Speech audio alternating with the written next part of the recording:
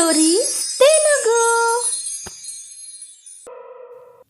రామాపురం అనే గ్రామంలో చిన్ని అనే ఒక అమ్మాయి, శివ అనే ఒక అబ్బాయి ఉంటారు. వారిద్దరూ ప్రాణ స్నేహితులు. వారు ఒకే స్కూల్లో చదువుకుంటూ ఉంటారు. అమ్మా, నీ ఆరోగ్యం ఎప్పుడు నయమవుతుంది? ఇంకా ఎన్ని రోజులు ఇలా బాధపడుతూ ఉంటావు? నీకు తెలుసు కదా, 4 రోజులైంది ఇంట్లో వంట చేసి. నువ్విలా ఏం తినకపోతే ఎలా అమ్మా? చిన్ని, నాకు తెలుసు నీకు ఆకలిగా ఉంది. కానీ చిట్టి తల్లి, నేను ఏం చేయను. ఈ జ్వరం తగ్గడమే లేదు. అమ్మా, నాకు కొంత డబ్బివ్వు, నీకోసం మందులు తీసుకొస్తాను. ఊరంతా ఎండిపోయింది. 6 నెలలయ్యింది నేను పొలం పనికి వెళ్ళక. మిగిలిన కొన్ని డబ్బులు కూడా అయిపోయాయి. వెళ్ళి నా కోసం పక్కింటి పిన్ని దగ్గర గంజి తీసుకొనిరా. గతిలేని చోట గంజే పానకం. పిన్ని, పిన్ని. ఏమిటమ్మా చిన్ని, ఇలా వచ్చావు? కాస్త గంజి ఉంటే ఇస్తారా? అమ్మకు ఇంకా జ్వరం తగ్గలేదు. అయ్యో అవునా, ఉండు తెస్తాను. మీ నాన్న బ్రతికుంటే మీకు ఇన్ని కష్టాలు వచ్చేవే కాదు అంటూ ఆమె లోపలికి వెళ్ళి గంజి తెచ్చి చిన్నికి ఇచ్చి ఇలా అంటుంది. నువ్వు ఈ గంజి తీసుకొని మీ అమ్మకి తాగిస్తూ ఉండు. నేను వెళ్ళి డాక్టర్ని పిలుచుకొని వస్తాను. సరే పిన్ని. డాక్టర్ పరీక్షించి ఇలా అంటాడు. చూడండమ్మా, ఈమె చాలా నీరసంగా ఉంది. ఇంకా కొన్ని రోజులు ఆహారం తీసుకోకుండా ఉంటే ఈమె ప్రాణాలకే ప్రమాదం. ఈ మందులు రాస్తున్నాను, క్రమం తప్పకుండా వాడండి. చిన్ని, నేను వెళ్ళి మందులు తీసుకుని వస్తాను. నువ్వు అమ్మని చూస్తూ ఉండు. ఈ కష్ట సమయంలో మాకు ఇంత సహాయం చేస్తున్నావు. నీ మేలు ఈ జన్మలో మర్చిపోలేను వదినా. పర్వాలేదులే వదినా. అన్న బ్రతికున్నప్పుడు మీరు మాకు చేసిన సహాయంతో పోల్చుకుంటే ఈ చిన్న సహాయం ఏ పాటిది చెప్పు? చిన్ని చిన్నప్పుడే తన నాన్న మరణించడంతో అప్పటినుంచి తల్లి కూతుళ్ళిద్దరూ ఒంటరిగా బ్రతుకుతూ ఉంటారు. చిన్ని తల్లి ఇల్లు గడవడానికి వేరే వాళ్ల పొలంలో పనికి వెళ్తూ ఉండేది. శివకు చదువంటే చాలా ఇష్టం. బాగా చదివి పెద్ద ఉద్యోగం తెచ్చుకొని డబ్బు సంపాదించాలి అనుకునేవాడు. కానీ మళ్ళీ తాగొచ్చావా? ఇంట్లో భార్య పిల్లలు ఒంటరిగా ఉన్నారని ఏం పట్టించుకునేది లేదు. కాని ఉదయం నుండి రాత్రి వరకు తాగి తందనాలు ఆడటం ఒక్కటి తెలుసు. నా తలరాతే బాగోలేదు. నీలాంటి వాణ్ణి పెళ్లి చేసుకున్నాను. ఇప్పుడు కూడా నీ తలరాతను మార్చుకోవచ్చు. వెళ్ళిపో ఇక్కడి నుంచి. శివ లేకపోయి ఉంటే ఖచ్చితంగా వెళ్ళిపోయేదాన్ని. నీలాంటి పనికి మాలిన వాడితో బ్రతకడం కంటే బయటికి వెళ్ళి అడుక్కోవడం మేలు. ఎంత మాట అన్నావే నన్ను. నేను పనికి మాలినా? వర్షాలు పడక ఊరు మొత్తం ఎండిపోయింది. పొలం పనులు ఎలా జరుగుతాయి? డబ్బు ఎక్కడి నుంచి సంపాదించాలి నేను? అదంతా నాకు తెలీదు. ఇంట్లో ఒక్క బియ్యపు గింజ కూడా లేదు. ఎదిగే బాబుకి కనీసం ఒక్క పూటైనా భోజనం పెట్టకుంటే ఎలా? నేనేం చేయలేను.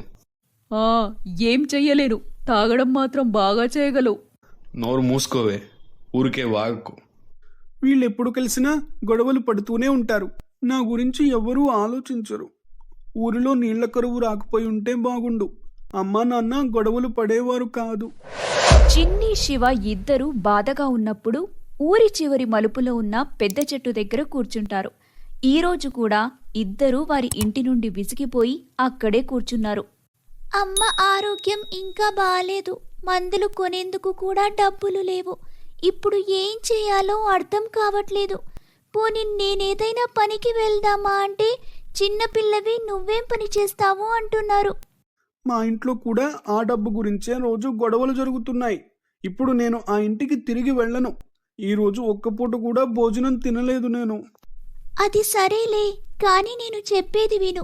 ఒక పెద్ద ముసలవ్వ అడవిలో నివసిస్తుందని విన్నాను. ఆమె దగ్గర అన్ని సమస్యలకి పరిష్కారం ఉందట. మనం తన దగ్గరికి వెళ్ళి మన బాధల్ని చెప్పుకుందాం.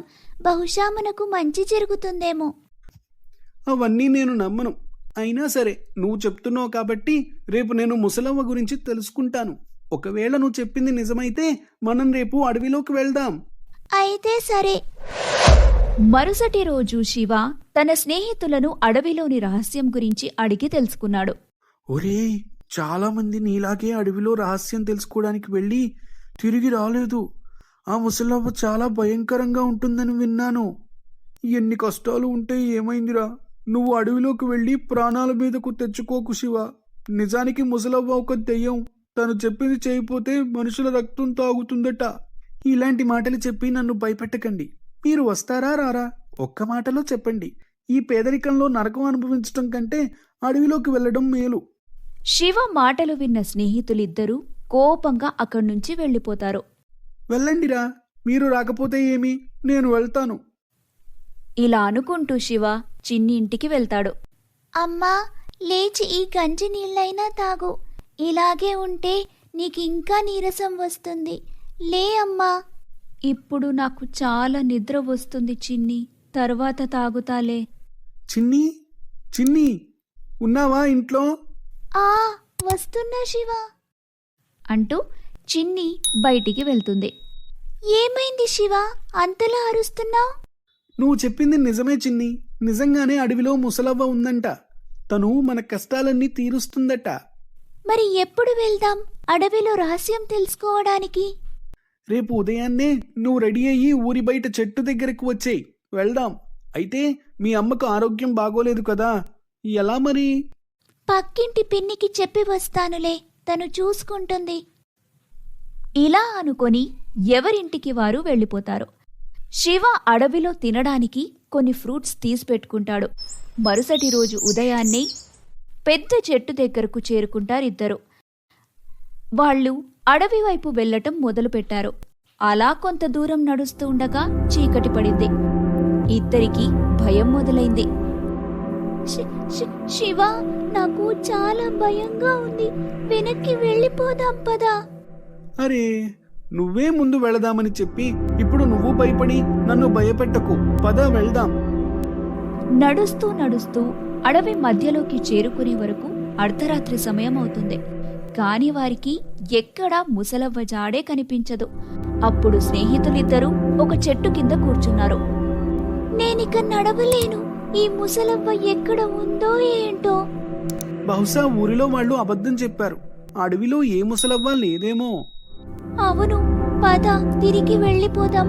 నడిచి నడిచి ఆకలితో కడుపు నొప్పిగా ఉంది. ఇంటికి వెళ్తే కనీసం గంజైనా దొరుకుతుంది. ఇదిగో ఈ యాపిల్ తిను. నీకు ఆకలిగా ఉంటుందని నాకు తెలుసు. అందుకే నీకోసం ఫ్రూట్స్ తెచ్చాను. ఇద్దరూ యాపిల్ తిని అక్కడ్నుంచి వెళ్ళిపోదామనుకుని లేచి నిలబడతారు. అప్పుడే వారు కూర్చున్న చెట్టు నేల నుండి ఒక పెద్ద తలుపు బయటికి వస్తుంది. చూడు చూడు, ఎంత పెద్ద తలుపు. కానీ దీనికి గొళ్ళెం లేదు, తాళము లేదు. ఇది ఎలా తెరుచుకుంటుంది? నేను తిండి తినను, నీళ్లు తాగను, కానీ నేను అందరి ఇళ్లను కాపాడుతాను. నేను ఎవరు? ఈ పొడుపు కథ మా అమ్మమ్మ చెప్పేది. దీని సమాధానం తాళం. శివ అలా అనగానే ఆ తలుపు తెరుచుకుంటుంది. అబ్బో శివ, నేను నువ్వు తెలివిలేని గాడిదవనుకున్నా, కానీ నువ్వు చాలా తెలివైన వాడివని ఈ రోజే తెలిసింది. ఇక ఆపు నీ వాగుడు, లోపలికి వెళ్దాం పద. చిన్ని శివ ఇద్దరు భయపడుతూ గుహలోకి వెళ్తారు. అక్కడ ఎవ్వరూ ఉండరు. చాలా నిశ్శబ్దంగా ఉంటుంది. అప్పుడే ఒక భయంకరమైన గొంతు వినిపిస్తుంది.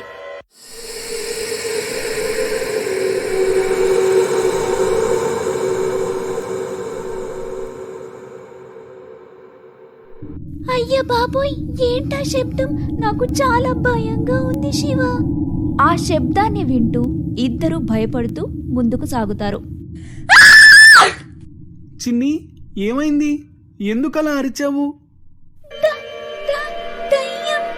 అంటూ చిన్ని గుహ పైభాగంలో వేలాడుతూ ఉన్న ముసలవ్వను చూపిస్తుంది.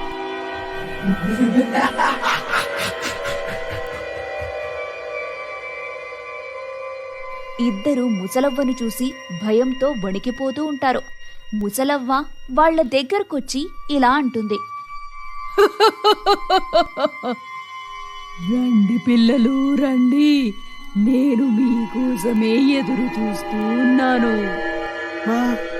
మా కోసమా? నీకు మేమెలా తెలుసు?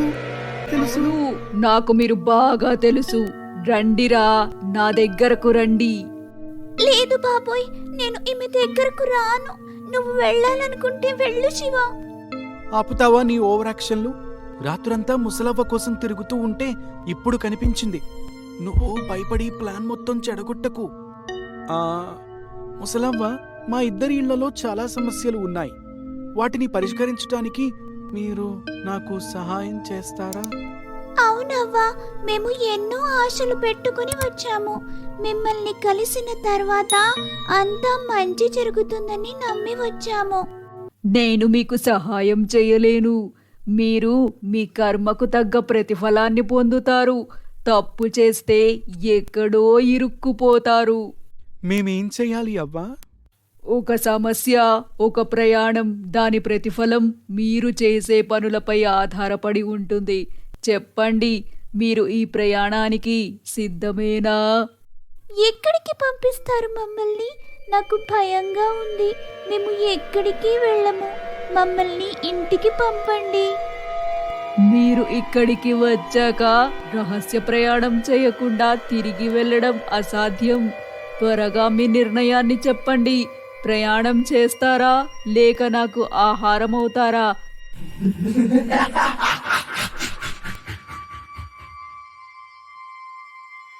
పాప, ప్రయాణమే చేస్తాం.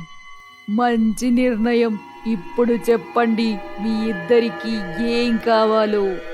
మా అమ్మ ఆరోగ్యం బాగోలేదు. మీరు మా అమ్మకి నయమయ్యేలా చేయగలరవ్వా? ఆరోగ్య సంరక్షణ ఆ దేవుడి పని. ఓ దేవుడా, వీరిద్దరికీ సరైన జ్ఞానమివ్వు.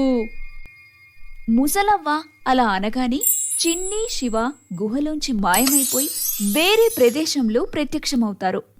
ఇదేంటి, మళ్ళీ మనం ఎక్కడికొచ్చాం?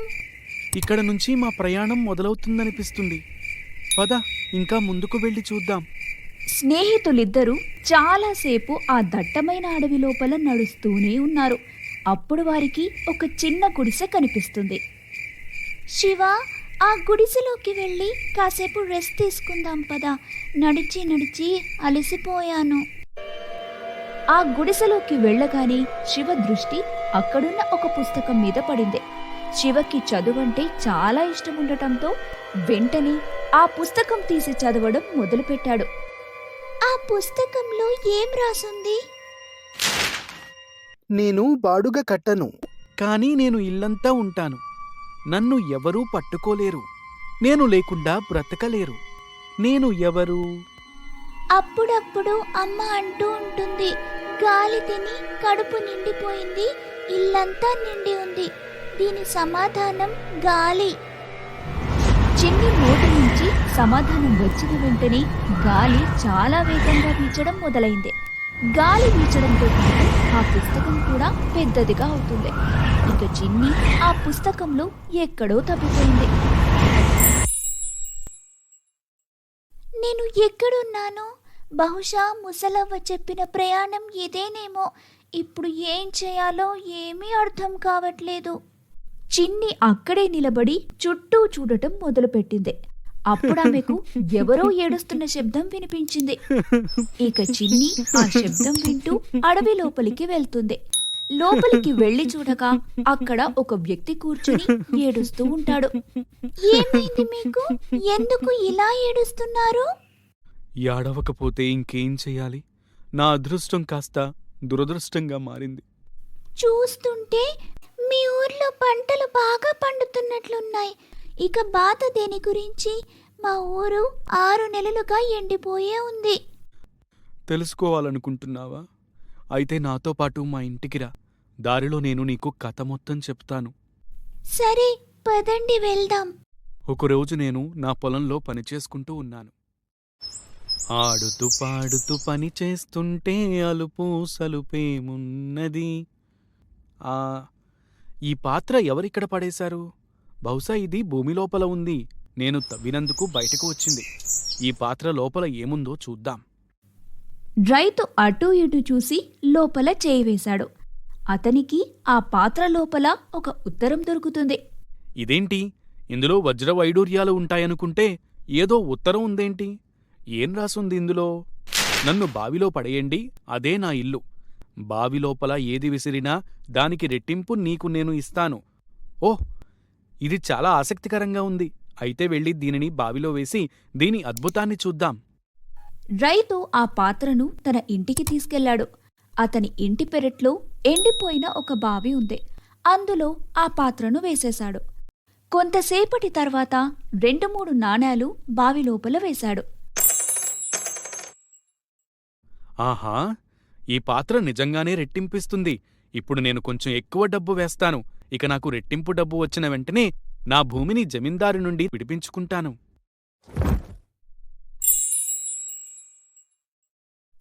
రైతు పాత్ర సహాయంతో చాలా డబ్బు సంపాదించాడు. అతని పొలం చుట్టూ ఉన్న పొలాలు కూడా కొన్నాడు. అతని ఇంట్లో తిండికి డబ్బుకి లోటు లేదు. నాకు చాలా భయంగా ఉంది. ఎవరైనా నా అద్భుత పాత్రను నా నుండి లాక్కుంటే? ఏమండి, చాలా రోజుల నుండి గమనిస్తున్నాను. మీరు ఎందుకో చాలా ఆందోళనగా కనిపిస్తున్నారు. పాత్ర కోసం ఎవరికైనా ఆ పాత్ర గురించి తెలిసిపోతే? ఏ పాత్ర? లేదు లేదు లేదు, ఏం లేదు. నువ్విక్కడి నుండి వెళ్ళు. ఏమిటో, ఈ మనిషికి ఈ మధ్య పిచ్చి ఎక్కువైపోయింది. నేను ఈరోజు అర్ధరాత్రి బావి లోపలికి వెళ్ళి మాయాపాత్రను అక్కడి నుండి తీసేసి నా ఇంటిలో ఉన్న పాత ట్రంకు పెట్టెలో దాచిపెడతాను. అప్పుడు మాయాపాత్రను ఎవరూ దొంగలించలేరు. అర్ధరాత్రి కాగానే రైతు పాడుపడ్డ బావి వద్దకు వెళ్తాడు. మెల్లగా మెట్లు దిగుతూ లోపలికి వెళ్ళాడు. నువ్వెవరు? నేను శంకర్ని. ఈ ఇల్లు, ఈ బావి, ఈ పెట్టె ఇదంతా నాదే. నువ్వు ఎవరు? అరే, నీకు పిచ్చి పట్టింది. ఓ దేవుడా! పిచ్చి వాడికి కాదు, నాకు పిచ్చి. నేను లోపలికి రాకుండా ఉండాల్సింది. నేను 2గా అయిపోయాను. హే, ఇటు చూడు, నేను బావి లోపలికి వచ్చాను కాబట్టి నువ్వు పుట్టావు. ఇక వెళ్ళు, పాత్ర లోపలికి వెళ్ళిపో. ఇప్పుడు నీ ఇల్లు, నీ భార్య, నీ సంపద అన్నీ నావే. అరే, ఇప్పుడేం చెయ్యాలి? అతని రూపంలో ఉన్న వ్యక్తి ధైర్యాన్ని చూసి రైతుకి భయం మొదలైంది. బాగా ఆలోచించాక అతనికి ఒక ఆలోచన వచ్చింది. తమ్ముడు, నువ్విక్కడే నిలబడు. ముందు నేను ఎక్కుతాను, తర్వాత నువ్వు నా వెనకాలే వచ్చాయి. అలాగే. మొదటి రైతు త్వరగా బావిలోంచి బయటకొచ్చాడు. బయటకు రాగానే బావి మీద పెద్ద మూత పెట్టి దానిమీద ఒక బరువైన రాయి పెట్టాడు. హహహ, ఇక వాడు ఎప్పుడూ బయటకి రాలేడు. నా బాధేంటంటే ఏదో ఒకరోజు వాడు బయటికి వస్తే నా దగ్గర నుంచి అన్నీ తీసేసుకుంటాడు. మీరు ఇంత అత్యాశపడకుండా ఉండాల్సిందే. మీకు కావాల్సిన మొత్తం డబ్బు దొరికింది కదా. మీరు ఆ పాత్రను మళ్ళీ మళ్ళీ ఎందుకు దాచాలనుకున్నారు? మీరు మాయా పాత్రను అవసరమైన వారికి ఇవ్వాల్సింది. నేను చాలా పెద్ద తప్పు చేశాను. మీరు ఇంకో తప్పు కూడా చేశారు. తొందరపడి బావి లోపలికి వెళ్లారు. వెళ్లే ముందు ఆలోచించాల్సింది కదా. నేనిప్పుడు ఏం చేయాలి? అరే, మీరు వచ్చారా? ఈ అమ్మాయి ఎవరు? నా పేరు చిన్ని ఆంటీ. మమ్మల్ని మీ ఇంటి బావి దగ్గరకు తీసుకెళ్తారా? రైతు తన భార్యను ఇంకా చిన్నిని బావి దగ్గరికి తీసుకుని వెళ్ళాడు. చిన్ని బావి మూత తీసి రమ్యను బావి లోపలికి వెళ్ళమని చెప్పింది. కొంతసేపటికి రమ్య లోపలికి వెళ్ళగానే అచ్చం రమ్యలాగే ఉన్న ఇంకో ఆమె కనిపించింది. నాకంతా తికమకగా ఉంది. ఇక్కడ ఏం జరుగుతోంది? ఎవరైనా నాకు చెప్తారా? ఇప్పుడు మీరిద్దరు శంకరులు, ఇద్దరు రమ్యలయ్యారు. ఒక పని చేయండి. మీ దగ్గరున్న డబ్బును 2 భాగాలుగా చేయండి. ఒక జంట సగం డబ్బు తీసుకుని సిటీకి వెళ్ళిపోండి. ఇక మరో జంట గ్రామంలో ప్రశాంతంగా జీవించండి. ఎవ్వరికీ ఏ సమస్య ఉండదు. సూపర్! నువ్వు నా సమస్యను సులువుగా తీర్చేశావు. ఆ దేవుడు నిన్ను చల్లగా చూడాలి. నువ్వేం కోరుకుంటే అది నీకు దక్కాలి. చిన్ని, నువ్వు వచ్చేశావా? ఇప్పుడు అమ్మ ఆరోగ్యం బాగానే ఉంటుందని అనుకుంటున్నాను. నువ్వు చెప్పింది నిజమే. మీ అమ్మ ఇప్పుడు పూర్తిగా క్షేమంగా ఉంది. ఇప్పుడు ప్రయాణం చేయడం నీ వంతు శివా.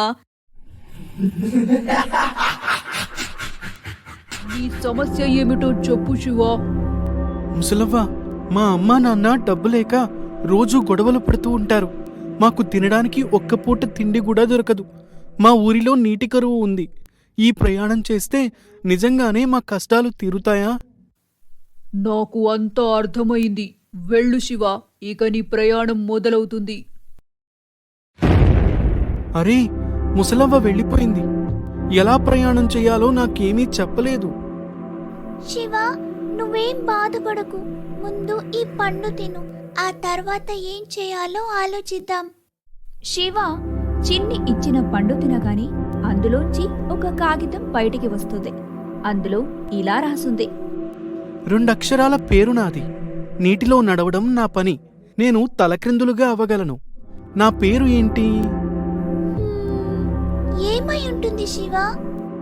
నేను ఒక పాత పుస్తకంలో చదివాను ఈ పొడుపు కథ. దీని సమాధానం ఓడా. శివ నోటి నుంచి సమాధానం రాగాని ఓ అద్భుతం జరిగింది. వారి ఎదురుగా ఒక నది ప్రవహిస్తూ ఉంది. ఆ నదిలో ఒక పడవ ఉంది.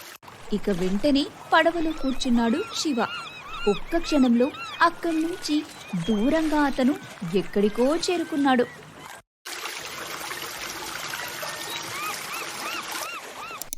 నేనెక్కడికి వచ్చాను?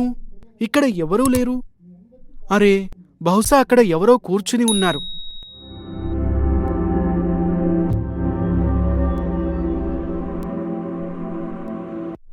ఏమైంది? మీరెందుకు దిగాలుగా ఉన్నారు? నా సమస్యకు పరిష్కారం లేదు బాబు. వెళ్ళు బాబు, వెళ్ళు. నన్ను ఒంటరిగా వదిలే. ఏం జరిగిందో ఒకసారి చెప్పండి. ఇది నా ఓడ బాబు. ఆ ఓడ సహాయంతో నేను చాలా డబ్బు సంపాదిస్తాను. నా దగ్గర పెద్ద కోట, డబ్బు, కార్లు అన్నీ ఉన్నాయి. కానీ ఒకసారి నా భార్య చికిత్స కోసం ఈ ఓడ ఐకంకు పెట్టవలసి వచ్చింది. అప్పటి నుండి నేను ఎంత ప్రయత్నించినా ఓడను విడిపించుకోలేకపోతున్నాను. మీకు కోట ఉందని చెబుతున్నారు. కోటని అమ్మి డబ్బులు కూడబెట్టి ఓడను విడిపించుకోండి. ఓడను దక్కించుకుంటే బంగ్లా మళ్ళీ కట్టించుకోవచ్చు. అదే నా సమస్య. నా కోటలో దెయ్యాలు బస చేస్తున్నాయని అంటున్నారు. అందుకే కోటని ఎవరూ కొనడానికి ముందుకు రావట్లేదు. కోట గత 5 ఏళ్లుగా మూతపడి ఉంది. లోపలికి వెళ్ళిన వారు భయంతో అరుస్తూ వణికిపోతూ బయటకు వస్తున్నారు. నేను మీ కోటను చూడవచ్చా? సరే బాబు, నువ్వు జాగ్రత్త.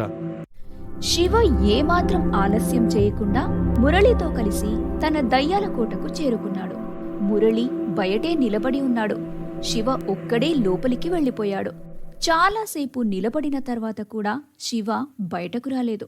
కాని కోటలో దయ్యాల శబ్దాలు పెరుగుతున్నాయి.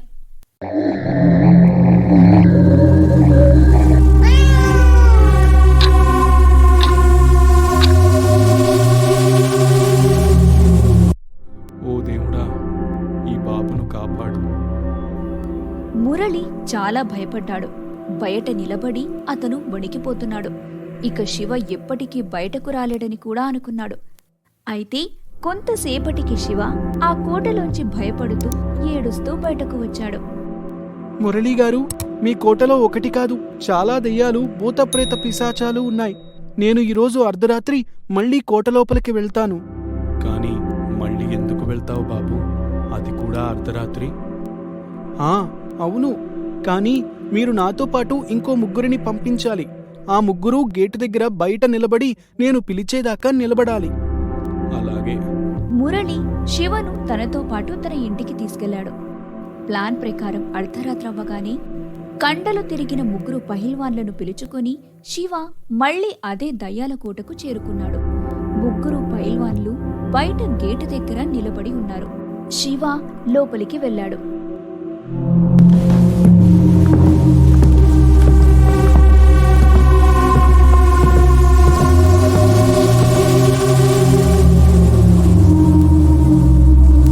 దయ్యాల శబ్దాలు ఎక్కువవుతున్నాయి. ఒక్క నిమిషం కూడా అక్కడ నిల్చోవడం ఏ మనిషికి సాధ్యం కాదు. కాని శివ అక్కడ గట్టిగా నిలబడున్నాడు. కొంత సమయం తర్వాత శివ నిశ్శబ్దంగా వెళ్లి ఇంటి లైట్లు వెలిగించాడు. రండి రండి, తొందరగా లోపలికి రండి. రండి రండి, తొందరగా లోపలికి రండి. శివ గొంతు వినగానే ముగ్గురు పహిల్వాన్లు కోట లోపలికి వెళ్లి 2 దయ్యాలను పట్టుకున్నారు. ఇప్పుడు చెప్పండి, నా కోటలో దెయ్యాలుగా మారి 5 ఏళ్లుగా అందరినీ ఎందుకు భయపెడుతున్నారు? ఇందులో మా తప్పేమీ లేదు. మాకు యశ్వంత్ సార్ ఇలా భయపెట్టమని డబ్బిచ్చారు. ఇక మేము మా భర్తలతో అదే కోటలో ఇన్నేళ్ల నుంచి నివసిస్తూ ఉన్నాం. యశ్వంత్, నువ్వు నా స్నేహితుడివి అయ్యుండి కావాలని నన్ను ఎందుకు మోసం చేశావు? నేనింకా ఏం చేయగలను? నువ్వు ఇంత పెద్ద ఓడ కొనుగోలు చేసినప్పటి నుండి నా చిన్న ఓడ వ్యాపారం ఆగిపోయింది. పప్పు, బియ్యం, ఇతర సరుకులు అన్నీ విదేశాలకు నీ ఓడలోనే పంపుతూ ఉన్నారు. నా కస్టమర్లందరూ నీ దగ్గరకు వచ్చేశారు. అప్పుడే నువ్వు నీ భార్య చికిత్స కోసం నా దగ్గర డబ్బు అప్పుగా తీసుకుని ఓడను తాకట్టు పెట్టావు. నేను నీ వ్యాపారాన్ని లాక్కోవడానికి నాకు ఒక అవకాశం వచ్చింది అనుకున్నా. ఎలాగైనా సరే నీ ఓడను నా సొంతం చేసుకోవాలని అనుకున్నాను. స్నేహంలో ఇంత పెద్ద ద్రోహాన్ని ఊహించలేదు. నువ్వు నాకిలా చేయగలవని నేనెప్పుడూ అనుకోలేదు. నన్ను క్షమించు. నా వ్యాపారం పూర్తిగా ఆగిపోవడంతో నేనిక ఏమీ చేయలేక ఈ దారిని ఎంచుకున్నాను. కానీ ఒక విషయం నేను అర్థం చేసుకోలేకపోతున్నాను. ఎంతోమంది పెద్ద మనుషులు ఈ ప్లాన్ను 5 ఏళ్ల పాటు బయట పెట్టలేకపోయారు. కానీ ఈ చిన్నబాబు ఎలా తెలుసుకున్నాడు? అవును, నన్ను చిన్నపిల్లోడు అనుకొని మీ ఇద్దరు జిమ్మిక్కుల దెయ్యాలు సగం భోజనం తిన్న ప్లేట్ని నేల మీద వదిలేశారు. భవనం పైన నా బట్టలు ఆరబెట్టారు. నాకు అల్మిరా నుండి కొన్ని దెయ్యాల ముసుగులు కూడా దొరికాయి. ఇక్కడ గడియారం గత 5 ఏళ్లుగా సరైన సమయాన్ని చూపిస్తుంది. ఇది ఎలా సాధ్యమవుతుంది? అప్పుడు నాకు బాగా అర్థమైంది. అర్ధరాత్రి వస్తే అందరినీ రెడ్ హ్యాండెడ్గా పట్టుకోవచ్చని. నేను అనుకున్నట్టే జరిగింది. థ్యాంక్ యూ సో మచ్ బాబు. ఆ దేవుడు నీ కోరికలన్నిటినీ తీరుస్తాడు. మీరిద్దరూ స్నేహితులు కదా. ఈ స్నేహం కోసం ఒక పని చెయ్యండి. ఈ రోజు నుండి బియ్యమంతా మురళీగారి పెద్ద ఓడలోనే విదేశాలకు పంపండి. పప్పు, కూరగాయలు యశ్వంత్ గారి చిన్న ఓడలో విదేశాలకు పంపండి. అప్పుడు మీరిద్దరూ మీ కస్టమర్లను కోల్పోరు. ఇక మీ మధ్య ఎలాంటి గొడవలు ఉండవు. మంచి ఐడియా యశ్వంత్. మనం ఇలాగే చేద్దాం. తప్పకుండా అలాగే చేద్దాం మురళి. ఇప్పటి నుండి మనం మళ్ళీ మంచి మిత్రులుగా ఉండాలి. ఇప్పుడు నా పని అయిపోయింది. ఇక నేను వెళ్ళిపోతున్నాను. శివ, వచ్చేసావా? శివ, ఇక నుండి నీ జీవితంలో పేదరికం దూరమవుతుంది. ఇక నువ్వు మంచిగా చదువు కూడా చదువుకోవచ్చు. ఇంటికి చేరగానే నీకు అన్నీ అర్థమవుతాయి. ముసలవ్వ, మరి నా సంగతి? హహహహహ. ఇప్పుడు మీ ఇళ్లకు వెళ్ళండి. మీ సమస్యలన్నీ పరిష్కరించబడ్డాయి. నిరుపేదలకు సహాయం చేయండి. ముసలవ్వ చెప్పినట్టుగానే చిన్ని శివల జీవితాలు ఆనందంతో నిండిపోతుంది. కథ సమాప్తం. ఈ కథ మీకు నచ్చితే లైక్, షేర్ మరియు సబ్స్క్రైబ్ చేసుకోండి. అలాగే ఈ కథలో మీకు నచ్చిన భాగం కామెంట్స్ రూపంలో తెలపండి.